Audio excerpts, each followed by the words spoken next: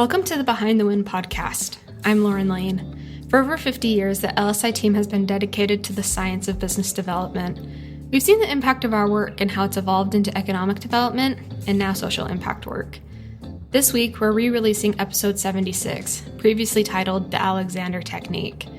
In this episode, Sean and I met with Stasia Sienna, who is an artist faculty member at Roosevelt University Chicago College of Performing Arts, where she teaches group classes in the Alexander Technique to musicians and actors. What is the Alexander Technique, you may be asking? Well, let's dive in and find out.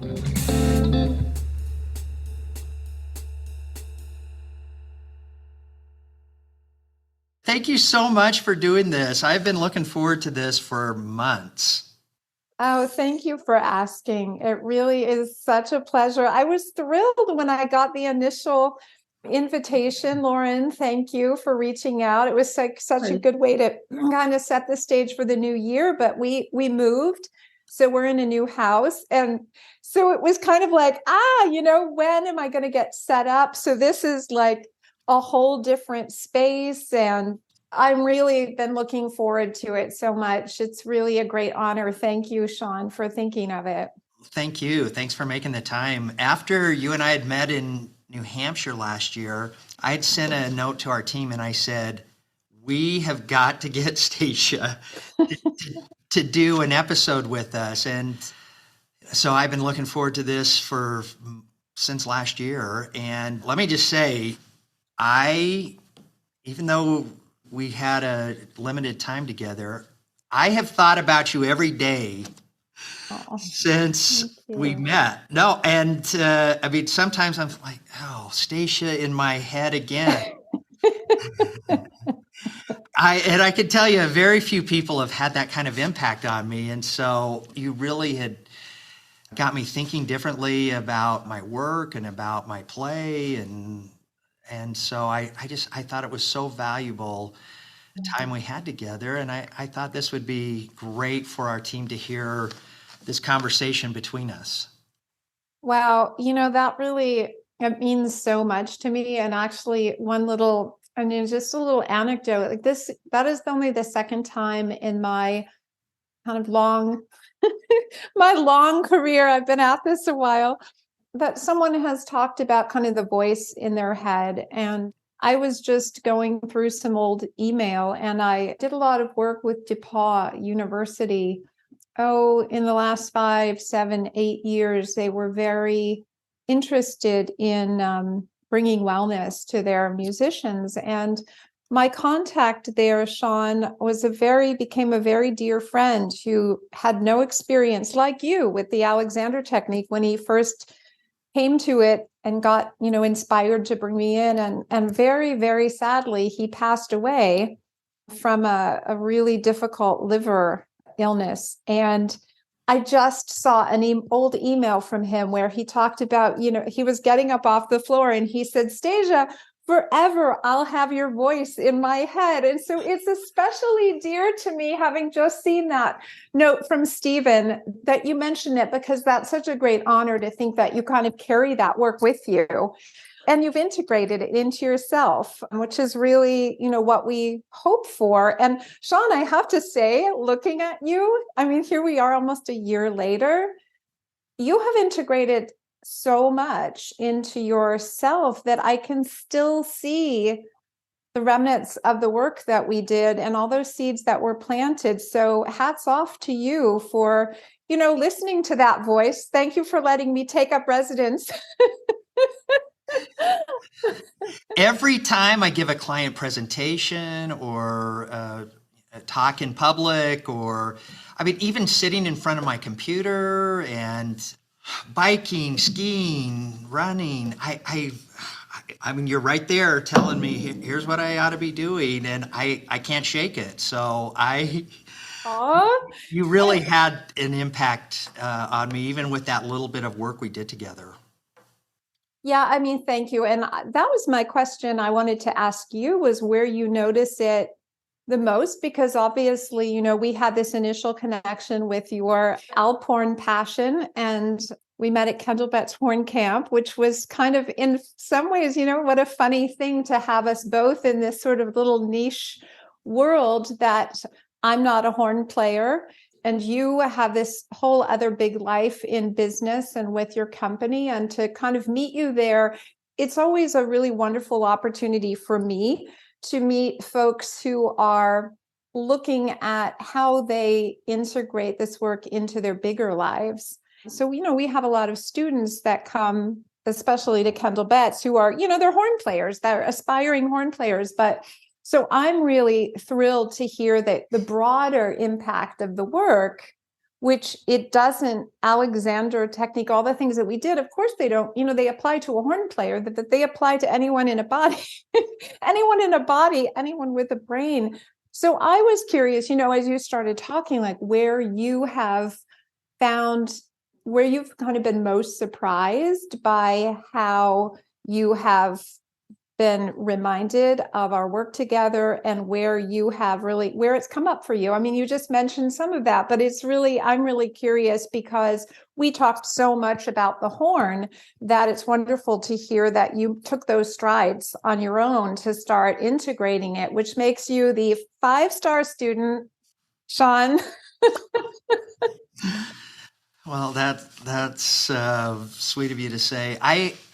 As I said, I speak in public a lot, and so I think about our work together before I'm delivering a speech in front of clients, when I'm doing client presentations, which is almost every day, and I think about a lot of the things that in your instruction. But I think what has been really interesting is that I've been a skier my whole life, and I guess I intuitively knew that there was this connection between my feet and my torso, and I've given a lot of coaching. I've taught a lot of people to ski, and I can watch a skier on a mountain and determine what they're doing well or not in their form, and I think that connected a lot of dots that I've had over the years.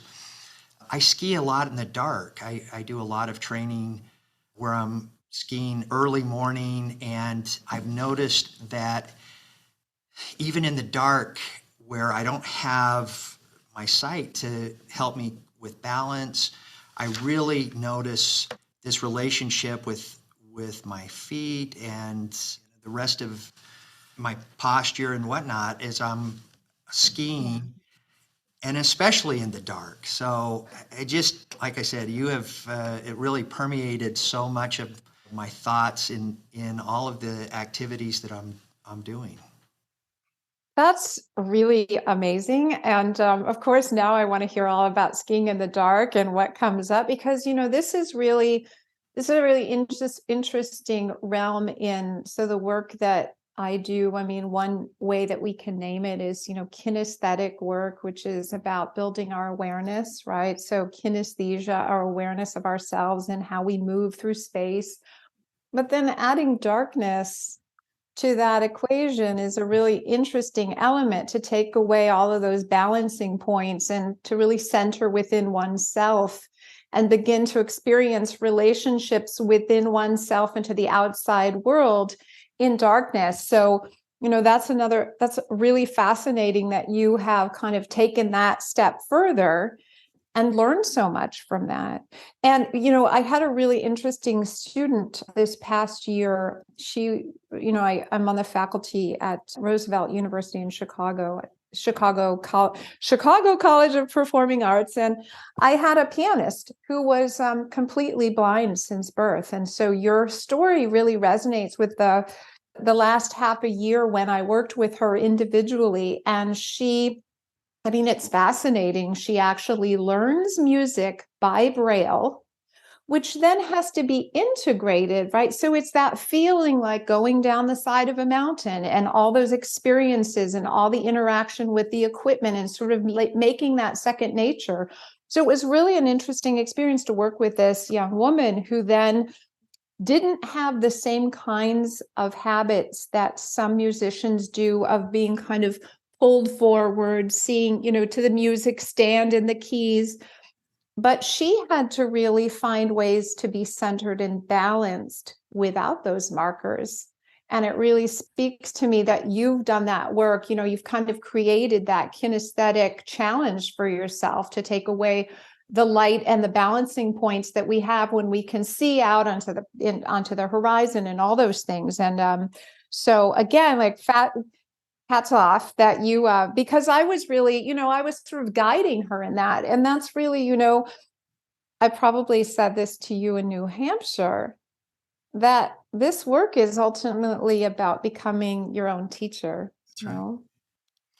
Well, so, I mean, we've got this big lead up of you and I met, and then I've had this constant thought about our work and time together since then.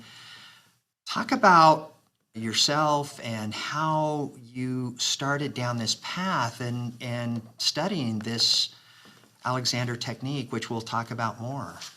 Yeah, sure. I know I'm so compelled to kind of give a demonstration so that your listeners, your audience, kind of you and I are in the know. But we've got, sort of this description of and kind of all of the ways that we can describe and demonstrate the work are, part of the journey of actually studying the Alexander technique. Maybe just one basic stroke as I talk about my own journey and my own experience is at the most basic level, we are looking at the habits that folks embody and working to help uncover which of our habits and the ways that we are in ourselves. And as you know from Kendall Betts, there's a lot of lingo, right? So this idea of how we use ourselves, well, you use yourself skiing, you use yourself in front of an audience. We all use ourselves, we interact with these devices. And we develop ways of doing that, some of them more advantageous than others. And some of those habits can be quite detrimental. So I don't even know if we really got to this at KBHC, as we call Kendall Betts, the horn camp. But I have scoliosis. I don't know, did I mention that to you? Yeah. Yes, Probably you did. did. Yes, Yeah. So what I've come to understand more and more about my own self is that I sort of had this innate set of built-in habits, if you will. When you have a curvature in the spine, it does things, right? It's not just that the spine is curved, but there's also a rotation and there are imbalances and asymmetries. And so I'm in some ways kind of the perfect candidate to have ultimately come to this work. I didn't know it back when I was a student. So my undergrad was from Georgetown in foreign service. That was kind of before all of my mind body work. So I'm a graduate of the School of Foreign Service. I don't know if we ever talked about that. No, and okay, all right, bookmark that. Okay. Why were you studying foreign service? And yeah, we'll bookmark that. We'll thank my grandfather was a diplomat. We'll thank Grandpa Gordon for the original kind of inspiration to get us all out into the world. But my undergrad was in Washington, D.C. And even at that time, before I knew anything, I was on this whole different path, languages and world and culture. I was always very aware of myself. And I realized in hindsight, even then, I was looking for a path. Like I was on the path, I was looking for the guideposts. I look back to even bookstores that I would browse books at, Kramer Books and Afterwards down on DuPont Circle in DC. And I was always gravitating to the not self-help in the terms of psychology transformation, but always insight into the body, because I innately knew that all these this sort of asymmetry, which had led to some pain. I was quite fortunate. I mean, this kind of the long, circuitous answer around this. How did I come to the technique? But I did have, at quite a young age, I was both aware that I had these asymmetries. I was diagnosed with scoliosis. I also began to experience some kind of, prohibitive, restrictive movement pain. So I was looking. And when I look back, so I went from Georgetown. I was always a passionate music maker, singer, classical singer in my heart, and I wanted to go on. with my vocal studies. So I, do what everyone does. You go from this Georgetown School of Foreign Service to the Jacobs School of Music at Indiana. Goodness. And it was really, it's all in hindsight that I was seeking answers. And this is what's so interesting about the synergy, of our relationship. You were looking, you didn't really know it until the people came into your path that began to be able to show you kind of ways to transform and change within yourself. But on some level, we all kind of know that we are looking, like you said, like you'd been an avid skier for a long time, like that light bulb was on.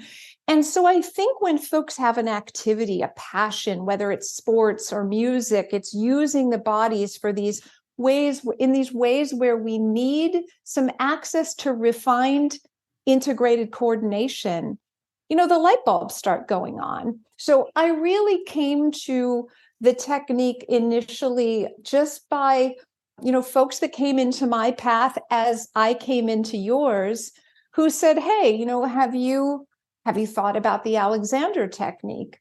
You're having some support problems and you're singing. Have you thought about the Alexander technique? And I was like, well, I've got the best voice teacher. And what is this Alexander technique thing? And, lo and behold, I was a very, as I think a lot of us are, I was a kind of reluctant student.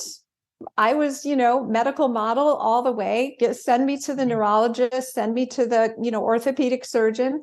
And lo and behold, Sean, things started to unravel and change for me. That's amazing. And I felt the same way. I have had a lot of coaches tell me, try meditation and try yoga, try these different things. And I have resisted all of that. And yet this work that we did together really was transformational for me. So I really identify with that. Yeah, I think that's it's such an important element about Alexander work that there's an empowerment, there's agency. And I know we talked about that a lot, and it's also kind of inherent in my work. How do we create agency in another individual? How do we support that agency?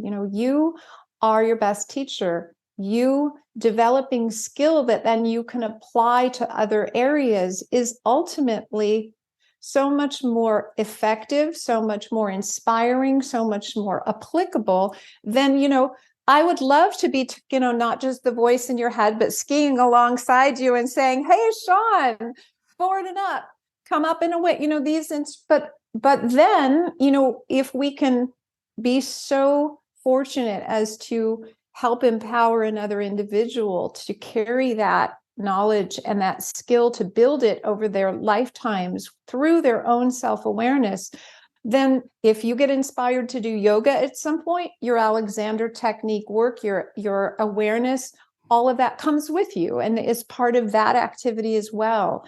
And so, I think that's, for me too, I found it a very smart set of principles. I found it to resonate with, not just, it was, the principles of this work are irrefutable. I mean, they're just the nuts and bolts of how we are put together as humans and how do we use ourselves well. That appealed to me, to think, well, we're learning so many things in this lifetime. Where would we be if we started with that? If we said, Sean, you're the most important element of your entire life. How do we ensure that you're functioning, performing, living optimally in this one mind body that you have? What a world it might be. So, that the kind of straightforward, no nonsense nature. And also I credit my own teachers, Joan and Alex Murray, with that, because they are very kind of, I call them orthodox Alexander technique teachers, but they also brought a lot of knowledge from their own discoveries of work with an incredible anthropologist, Raymond Dart, who was a South African anthropologist. We always remember him. He's the wonderful human who discovered Australopithecus, the little primate that connect in this sort of evolutionary idea. But even so, just as a skeleton, we all find Australopithecus in our middle school social science books, and the Murrays became very involved with DART.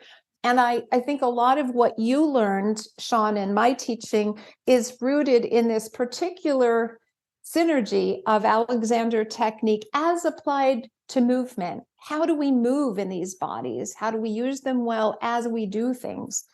And so, I think gravitating toward that with your sensibilities about the broad scope of your life totally resonates with my own.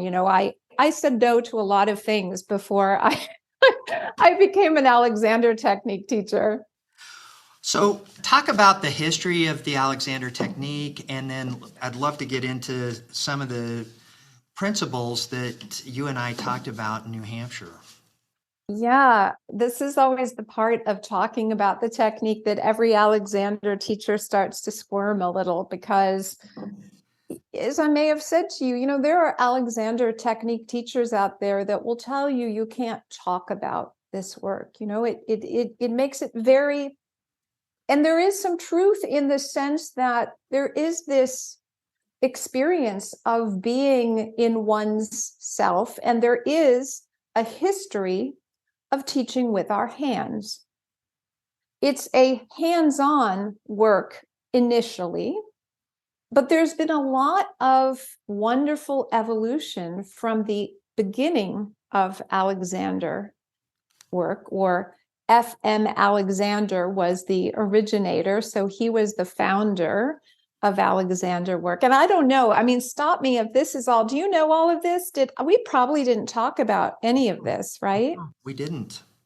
I'll try to just kind of summarize, because I think it's really applicable to your life. You're already noting your applications of Alexander work to your public speaking and your performance, your performance in various areas. And I think for your team, in thinking about their own performances, it helps to understand that the originator of this work was a performer, and he was a Shakespearean actor. And the most basic kind of biographical sketch, his name was Frederick Matthias F.M. Alexander. The most basic kind of groundstroke of his biography is that he was a Shakespearean actor who he was quite widely acclaimed, and he would go out on stage and to kind of great acclaim, and he was sought after as a performing artist, but he would lose his voice. And so, as any good artist and concerned individual do, he kind of sought out medical attention. And as I often say in my master classes, it probably won't surprise you to find out that no one could find anything actually wrong with him, because there wasn't a defect in the vocal mechanism. And this is, kind of getting to the heart of Alexander work. His hoarseness, his losing his voice, had to do with how he used his whole body, of which the vocal mechanism is a part. So if you're somebody who constantly pulls down, collapses, pushes your head forward, in Alexander's case, he sort of pushed his head back a little, and he gripped the floor with his feet, which we're going to do this just for a second. And we'll do it in such a way that your listeners can actually do this when they come to this part of the podcast. But in the spirit of FM Alexander, just kind of grab onto the floor. In your shoes is fine, but just kind of grab on with your toes so that you're really holding on to the floor. Yeah? You got that, Lauren? Okay. And now just try to take a breath, just any kind of normal breath. Keep that grip going. And then let that exhale go out. And now invite some ease into your toes, even if they're in shoes, encumbered in the coffins of our shoes. Just let yourself now take a breath without that gripping of the toes. It's kind of crazy, right? What do you notice? I felt like I could take in more volume. And, interestingly, my shoulders, my back, everything just kind of aligned and allowed for that inhalation and exhale as well. And what did you notice when you were gripping? How did it feel to try to take a breath? That it was restrictive and Yeah. that I had almost like my torso was flexed. Yeah. So this is, thank you. I mean, and Lauren, anything for you? Did you notice the same? Yeah, it was weird. When you compare it that way, when my toes were clenched, I could feel the stress in my lower back and in my chest, and just like that stress of like breathing in. But when my toes were flexed, I could feel the breath kind of move through my body a lot easier. That was interesting. Yeah. Well, good, good. You all are functioning quite normally, right? This would be the normal response. We induce some stress into the body, and what we understand is that points of stress or tension or constriction or just habitual ways of using our bodies, they're not localized. The whole body is connected. So that's a very simple exercise to say, oh, well, who would have thunk that I grip the floor with my feet and actually my breath is somewhat restricted and impaired? And so, we credit and applaud Alexander because honestly, I mean, it took a special kind of human to do what he did. Just kind of applying that to his biographical sketch, what he did was he set himself up essentially as a scientific experiment. He put mirrors all over. Now he would have cameras. It'd be so much easier if Alexander were using, infinite, right? All of the technology that we have available today. But in his time, which was over a century ago, he was watching himself in mirrors and discovered, as I call it, it's like he became his own Sherlock Holmes. And this, Sean, is what you're describing. It's what's so beautiful about your application of this little bit of work that we did. When we become our own detective and we have a problem. So Alexander's problem was that he was losing his voice, which meant that he was losing his income, which meant that he was losing his opportunities, his following, his craft. So he set out to solve this problem. What is wrong with this integration? If there isn't an actual structural problem, then, it's not rocket science. Something's going wrong somewhere. So Alexander set on this kind of life journey that he lays out. And strangely, I have the book sitting right here, so I'll show it to your audience. In the use of the self, which it isn't the greatest title page. You don't have to think gymnast, think any self, right? Even if you're not an athlete, you're a business person. How do you use yourself at your desk in front of your colleagues? How do you represent yourself? How do you use your mind body?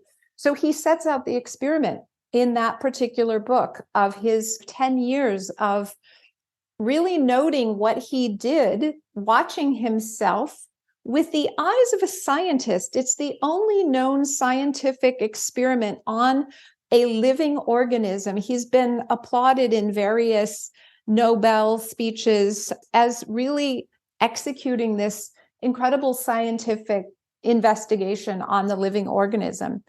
And he figured out for himself what he was doing. He figured out a set of habits that gave rise to the fatigue and the hoarseness. And there are interesting things about his own life. He was a premature baby. He already had probably some fundamental breathing constrictions that he began to work with. What he deduced was a more advantageous set of conditions in his body.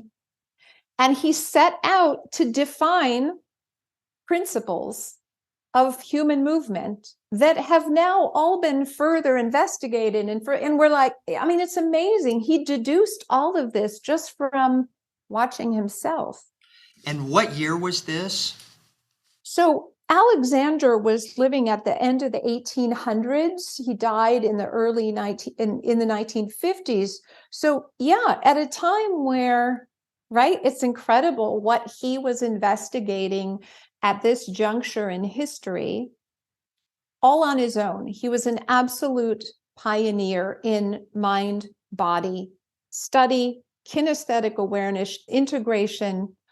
Forget about mindfulness, right? It's all the buzzword now. Well, Alexander was practicing, teaching, investigating mindfulness as applied to his own mind and body in 1890s, right? 100 years, over 100 years ago. That's amazing. Stasia, I've noticed that not just when when you talk about athletes and musicians and artists using this technique when they have to deliver, and I've said that same thing, that when I'm in front of an audience or giving a presentation to a client or addressing our team, I'm really thinking about all of the things that you had asked me to consider, but also when I'm just writing and working, I spend a lot of time in front of my computer. And I think about the discussion that we had about if you're sitting at your desk or sitting in front of a computer, that just applying some of these techniques has helped my concentration. It's helped my endurance for tasks that typically, I might have been less excited about doing. And I've got this endurance too. I mean, Amazing. can you talk about that? Is that, I mean, a lot of our team and a lot of our clients, I mean, their work and their performance happens in front of a laptop or sitting at their desk. And so it's not, I want to stress that it's not just before you go to a competition or that you're delivering an idea in front of a client, that you can really apply these principles while you are doing thinking and writing and working in front of a computer. I mean, I could say a lot, but you just said the very most important things. So I want to just acknowledge how sort of perfectly applied that is. And for your team to see it coming from the top, right? So this is really important because it is really this work when we have access to it and we can share what we have learned and what we know to be true with others. This is, again, these are the most fundamental sensibilities about how we are in ourselves. And you're absolutely right. We need that knowledge in our quietest moments of reflection on our own. Those moments prepare us for the presentation, for the ski down, for that, run down the side of the mountain. I mean, our experience in life in ourselves is cumulative. We can't just have some interaction fatiguing problem where we are constantly running ourselves ragged at our desks, at our computers, and then go out and bring our very best to some public presentation, right? This is all an integrative process. So in fact, you're really drawing attention to the most important part of how we are in ourselves, because it is 24/7. And so just, to kind of give your team a little concrete example, computer screen is in front of us. If no one has ever given another individual, or like you had never had instruction about the pull of this computer screen, right? Or I've got a phone here. That's another good example, right? The pull of the flat surface in this day and age, right? We have all these devices that draw our attention into smaller and smaller screens. So one very basic direction that you and I worked with, Sean, was this idea of up and away. Lauren just goes, "Whoa." So coming up and away from the computer screen when we're under a deadline, when we're intensely writing on a passage, when we're engaging with a client, right? There's so many things that pull us forward and down. And part of what we learn with Alexander's work is how to regain our full, what we would call height, and not favor forward at the expense of length. And that is happening every time we pick up one of these, every time we pick up a water bottle, all of this collapsing, all of this, and then never mind things like glasses, right? My glasses slide down here, and all of a sudden, I'm changing the trajectory of my eyes. So the interaction with the computer screen alone can be in that biography of Alexander, who wanted to solve his voice problem. Whoa, we have people in offices all over this world who are trying to solve their chronic back problem. And, my friends that are listening to this, and Sean, this is something you and I talked about many, many times. There is nothing wrong with the back in terms of its structure, just like there was no actual structural problem in Alexander's vocal mechanism, his vocal folds. It was all healthy and fine, but the way he used himself impaired that. So your folks may be experiencing fatigue from not being able to breathe well because they're collapsed. They might be experiencing pain in the back, and it'd be interesting to see them watching this podcast going, yes, yes, my back hurts. A lot of folks pull the head and neck back, and then they kind of balance themselves like this and work at their computers. How do I come up and away, forward and away, full chest breath, and then put my mind back to my work, right? So I hope that'll give a little bit of a sense, right, of that's just one, what we call direction. Now, easier said than done. Then there's the sort of how do we do that? Well, how high your chair is, how your desk is arranged. There's a world of ergonomics, but here's the thing that I would also like your listeners to know. There's no perfect chair. There's no perfect desk. There's no perfect computer stand. There's no perfect keyboard. The common denominator in all of our life is ourself. So the more we can learn, as you're so beautifully on this journey, the more we can learn how to wield this primary, what I call primary instrument. We are each our own primary instrument, and all of your team members are their own primary instrument. And you are so right in how do we increase our productivity in a world that tells us that more is more? Yet we have this experience and we know it to be true that more and grinding forward and grinding down can actually impair our ability to function well. We get sick, we get fatigued, we get run down, we get tired out, we get burned out. We're just done.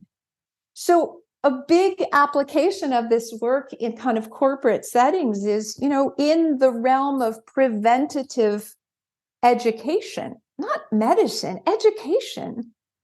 How do we educate ourselves or the people we care about, our teams, our colleagues, to do better in themselves so that they can feel better, be more productive, be happier, have more freedom and poise and grace to also offer others, right? Because when we get burned out, there's not a lot left.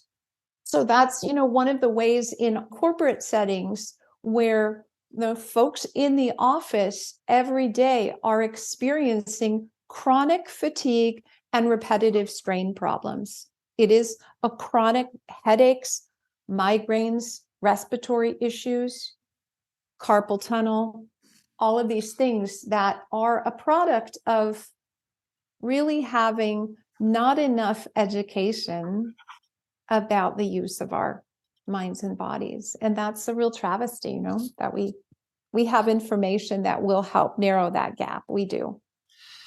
So this idea that I've noticed that I have more endurance, I'm able to really focus and concentrate, especially when I'm writing for long periods of time. It really is physiological. It was just not just in my head that, oh my goodness. It's not hocus pocus, Sean. It's not.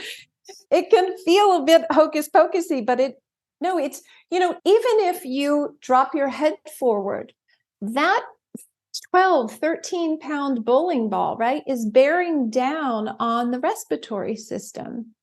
Well, what happens if I can come up to my let that go, find more ease? Beautiful, Lauren, there you go. And then, this is common sense that we give more space and ease, spaciousness to our self. And we have more oxygen to the brain. I'm breathing differently. I'm not pushing down on all of my joints in my body. And some of these things that are just so simple of even just getting up, if you're someone who knows you have postural problems and issues, but you don't yet know really how to solve them, well, then my first word of advice, my advice would be, kind of along the lines of, first, do no more harm. So this idea of kind of doubling down into the deadline, into the things that need to get finished, we've got to start turning on those light bulbs, like in the dark basement, and going, well, what can I do for myself here that will be helpful? And one of the first things we can do is to stop hurting ourselves when our back is in pain. Get up and move, get up and breathe, find an Alexander technique, honestly, and learn more about the mechanisms of the body. It is not hocus pocus. So if you could give some simple advice to our team, and I know that there are a lot of elements to this, we have just talked about the very basic concepts of the Alexander technique, but if you're sitting at a desk, having your head back and up, your shoulders aligned, good posture, your hips are aligned with your shoulders, is that what you typically talk about in your instruction with your students? Yeah, and I'll actually give the example of your wonderful Alphorn playing. Oh, it's perfect because you just picked up a pen, but your team knows you play the Alphorn, yeah? Yeah. Some? Okay. So when you have this, and I've just got a Sharpie here, but so when I first met Sean, his tendency was to pull his head forward into the mouthpiece. That was a reasonable approach. He was trying to get air into that mouthpiece.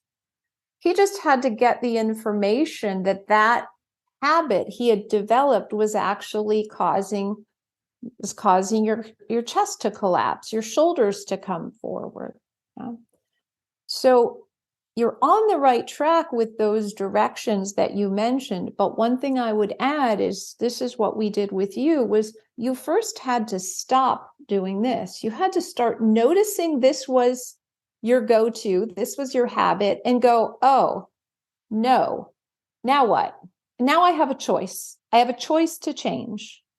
And this is where I would, giving advice to the folks in your company, to your team members, is start paying attention to the imbalances, the points of pain. If you're somebody watching this podcast who says, oh, I do that, my spouse, my child, someone in my life always says, stand up, get your head back. Start getting curious about what the thing is you're doing. And the first point of change is to make a choice to stop doing that and start letting that go. And the place that we will then instruct, like we did with you, will stop pulling the head forward and down. The opposite of that is backing up. for people in your office, if they just kind of turned their hands upside down like that and just encourage the head to kind of lengthen up, they might discover that in fact their coordination tends to be pushed forward. Oh, when I come up, my shoulders open. My hips are down here at the other end of the torso, and I can move at the hip joint. So as you said, there are a lot of then add-ons, but the first piece for folks helping themselves is to start identifying what the habitual pattern is. Is there a pull of the computer? Is there a pull of the phone? Is there a pull of the device? And start making a choice to say, well, instead of doubling down on that, I'm going to get my detective hat out and I'm going to start seeking some change. And a very easy thing, one thing you could really promote in the culture of your company is to encourage folks to not necessarily go to sleep on the floor, but if folks just lie down on their backs, put their knees up, little book behind their head, then gravity, and we talked about this at KVHC, right? Gravity just allows the body to kind of open, widen, lengthen. And I'm now, if this bottle were a human, I'm now in gravity, with gravity helping me to expand in all directions. Knees are up, feet are flat on the floor. So like a little A-frame.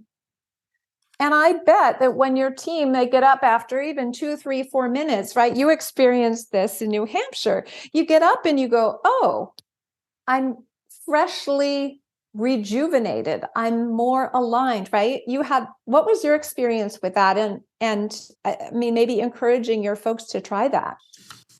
One of the things that you had me focus on is how my alignment is laying on the floor, and then replicate that when I stood up. And that muscle memory or whatever it is that, I think about that a lot. And Stasia, I do this a lot throughout the week where I try to lay down for a few minutes, think about how my feet, knees, hips, shoulders, and head feel in that position, and then replicate that either standing or sitting. And that's helped tremendously.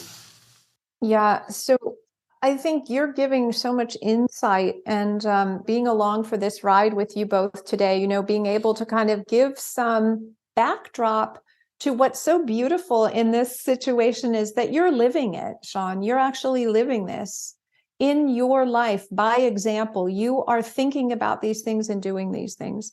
And I think what is really important to foreground for your team is the amount of times that you have said, Sean, I'm thinking about this every day, right? I'm thinking about it every hour. I'm thinking about it. Because it's when we go on autopilot, which is what is really even preceding the doing anything about our posture, all of the things that we can do is to just turn on those gears, to start thinking about how we are in ourselves, noticing. And that becomes, as you're so beautifully articulating, that becomes life's work. This isn't that we just go to a yoga class and then I'm done, or I go to the gym and now I'm done. It's a process. And, it's not for the faint of heart, because we discover a lot of stuff about ourselves, don't we? And that thinking goes on all the time. You've talked a lot about how movement and your position is so connected to thought and thinking. And I've noticed this too, that the clarity of my thinking and concentration tied to just these simple principles is remarkable. I mean, can you talk just for a minute about your Sure. experience of this connection between thought and movement. Yeah. And I'll also, because you said it, and I think it's as important as the thought and movement piece, it's the mindset piece. It's that thought, we are a mind body.